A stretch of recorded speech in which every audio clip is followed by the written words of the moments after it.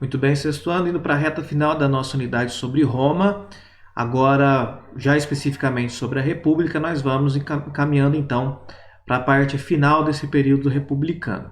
Então, na aula de hoje, nós vamos ver as principais crises, os problemas que surgiram no período republicano, que levará ao seu fim. E nós vamos ver esse fim na próxima aula. Então, vamos lá para a crise da República.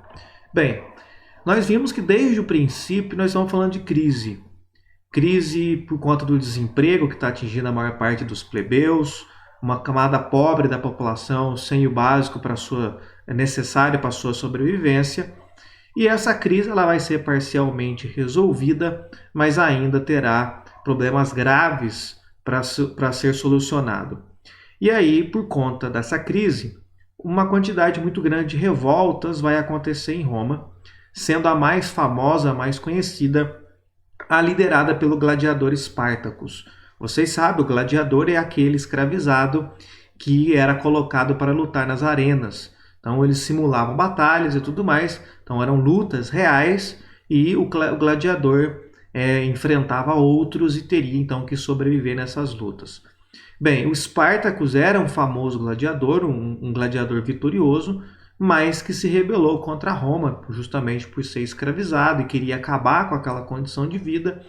Conseguiu então um número muito grande de seguidores, de pessoas que o apoiou, e Espartacus fez um estrago considerável em Roma, quase conseguindo tomar a cidade de Roma, quase conseguindo tomar a capital da República Romana. Mas, como o exército romano neste momento era muito forte, muito poderoso, conseguiu acabar com a revolta. De qualquer forma, mesmo que uma revolta é abafada, ela deixa marcas, ela deixa um estrago que é muito difícil de resolver no curto prazo. Uma das consequências desta e de outras revoltas que aconteceram foi o enfraquecimento do Senado. Então veja, a principal instituição, a instituição responsável em administrar toda Roma está enfraquecida. A crise entre os senadores.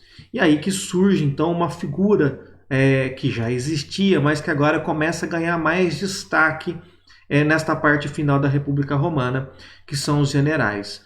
Os generais romanos, aqueles que lideravam o exército romano, eles estavam ganhando, estavam tendo cada vez mais vitórias, conquistando cada vez mais territórios.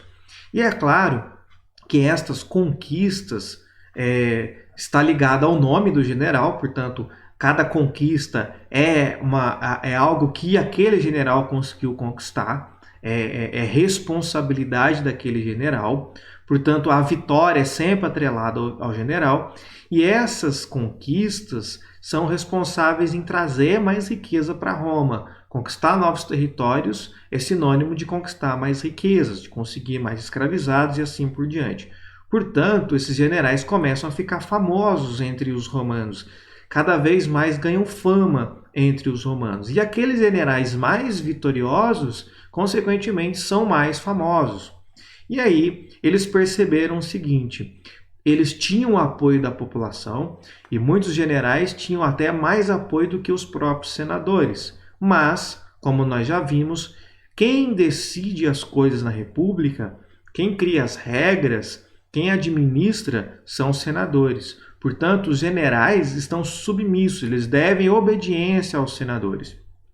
Agora, neste momento em que os generais começam a ficar mais famosos do que os senadores, eles então pretendem conquistar o poder, ou seja, ocupar o espaço que pertence aos senadores, fazer aquilo que os senadores fazem. E aí, eles precisam enfraquecer ainda mais o Senado para conseguir esse espaço maior. Tem que, então, deslegitimar os senadores.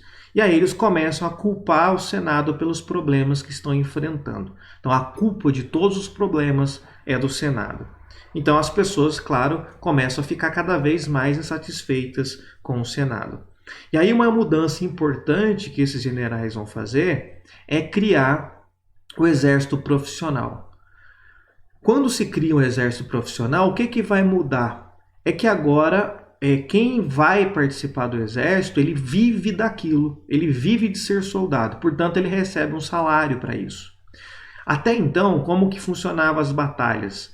Os romanos, quando iam para a guerra, selecionavam então seus soldados, mas esse soldado ele era obrigado a ir para a guerra. O romano que ia para o exército, ele era obrigado a ir para a guerra e não recebia nada por isso. O que ele recebia em troca?